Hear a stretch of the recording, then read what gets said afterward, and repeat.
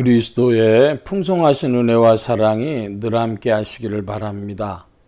오늘 이 아침에는 잠언지 20장 1절로 14절까지의 말씀, 생명의 삶 큐티 11월 21일자 말씀입니다. 20장 1절을 봅니다. 포도주는 거만하게 하는 것이요 독주는 떠들게 하는 것이라. 이에 미혹되는 자마다 지혜가 없느니라. 잠언지 20장 1절 말씀 보면 포도주와 독주에 대해서 이야기하고 있습니다. 그 독주라 그러면은 술의 도수가 높은 그런 술들로 여러 종류 있겠죠. 중국에서는 고량주라고, 또 러시아에서는 보드카라고도 하고 그런 술들이 좀 있는 모양입니다. 더 도수가 높은 건 뭔지 모르겠는데요. 포도주는 그러니까 그 당시 사람들의 도수가 약한 술입니다. 그러니까 도수가 약한 술이든지 높은 술이든지 포도주나 독주를 그렇게 해석해야 되겠죠. 그러니까 술 도수가 낮은 것들이든 높은 것들이든 인간을 거만하게 하고 떠들게 하고 미혹되게 하는 것이다. 한마디로 술 마시지 마라, 이 말씀이죠. 어떤 분들이 성경에 술 마시지 말라는 구절이 어디 있느냐 그러면서 이야기하는 분들이 있습니다. 사회생활을 하다 보면 다른 사람들하고 술을 안 마시기가, 직장생활이나 이런 걸 하면서 분위기에 맞추지 않기가 쉽지 않죠. 그러나 내가 신앙생활하는 사람으로서 성경적인 그리스도인, 성경을 따르는 사람으로서 술 마시지 않는 것이 합당할 것입니다. 그래서 우리나라에 교회가 들어와 가지고 벌써 한 130년 전에 기독교가 한국에 들어온 구한 말에부터 금주 운동, 금연 운동을 교회가 펼쳤었죠. 그래서 예수 믿는 사람들 술 마시지 않는 것으로 이렇게 압니다마는, 그러나 또 현실에 보면은 교회 다니는 사람들도 많이 술 마신다 그래요.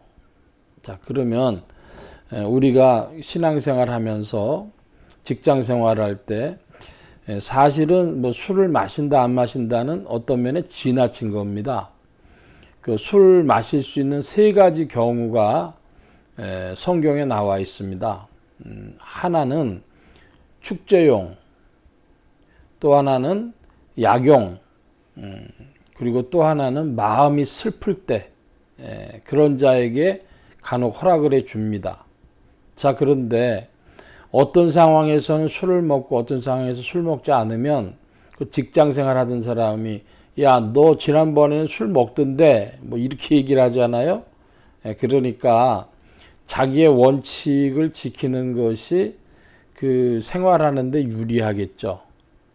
그래서 교회 다녀서 안 먹는다 이렇게도 세상 사람들한테는 얘기할 수 있지만, 성경이 술 마시는 거를 삼가라고 해서 저 안 마십니다. 그럼 성경을 한번 들이대 보세요.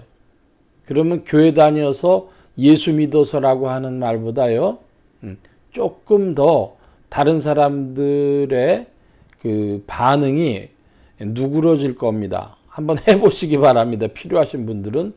성경에서 술을 삼가라고 해서 되도록 안 마십니다. 특별한 경우가 아니면 안 마십니다.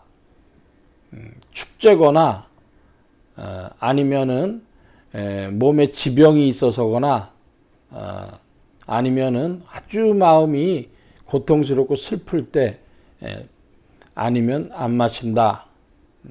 그런데 그 얘기 길면 그냥 성경이 상가라고 해서 안 마십니다. 필요하신 분들은 한번 사용해 보시기를 바랍니다. 자, 20장 2절입니다. 왕의 진노는 사자의 부르짖음 같으니 그를 노하게 하는 것은 자기의 생명을 해하는 것이니라. 다툼을 멀리하는 것이 사람에게 영광이오늘 미련한 자마다 다툼을 일으키느니라. 3절 말씀에 제가 드리고 싶은 말씀이 있습니다. 제가 장로의 신학대학교 신학대학원 신대원 81기 졸업생인데요. 저는 동교회 활동을 별로 안 하고 있는데 어떤 분이 저한테 그 동기 중에 한 분이 그런 얘기를 해요. 우리 동기생이 둘로 쫙 갈라졌어. 그러면서 이 보수하고 진보로 쫙 갈라져서 맨날 얘기하다 보면 카톡으로 말다툼이 되고 그러니까 아예 카톡방이 따로따로 만들어졌다는 거예요.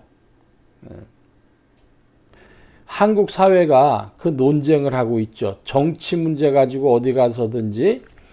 그래서 카톡방 같은 데들 보면은 촛불과 태극기만 들지 않으면 다 환영합니다. 이런 카톡방도 제가 본 적이 있어요.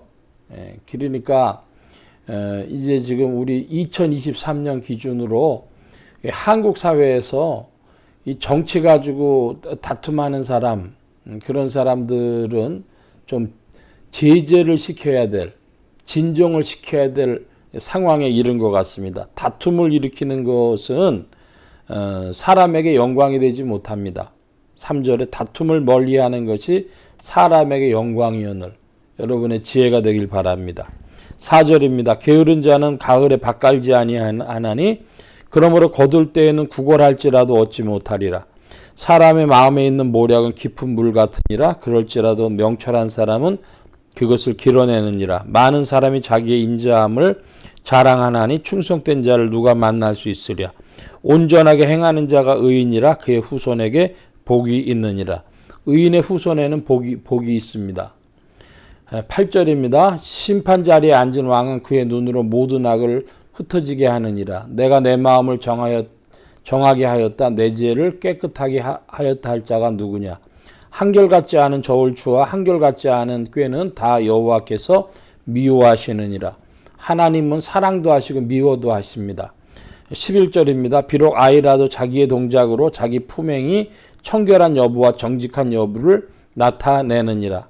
여러분 여기 아이라는 걸 어떤 아이까지 얘기할 수 있을까요? 돌제비 2살잡이 애인데요.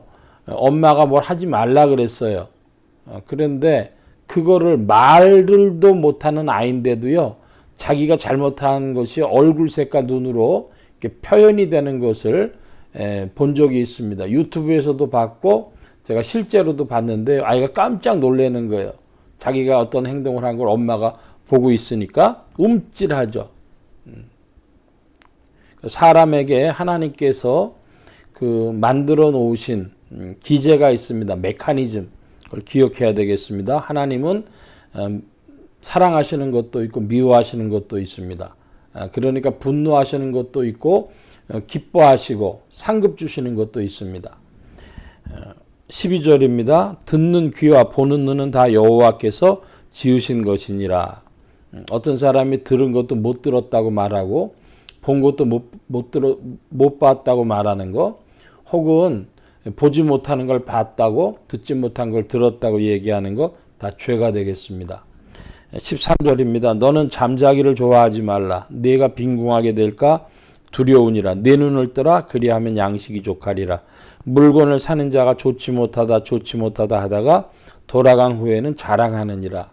그러니까 판매자와 구매자의 입장이 다른 것이죠. 구매자는 비싸다, 물건 안 좋다, 그러다가도 집에 가서 이 물건 좋은 거 내가 잘 샀네 이렇게 말하는 것이죠.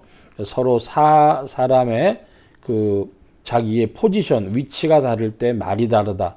그것도 우리가 이해해야 되겠습니다. 잠언 20장 1절부터 14절까지 말씀 잠시 살펴보았는데 술에 대해서도 말씀드렸고 다툼을 멀리하는 것에 대해서도 말씀을 드렸습니다. 그리고 의인의 후손에 대해서도 말씀드렸습니다.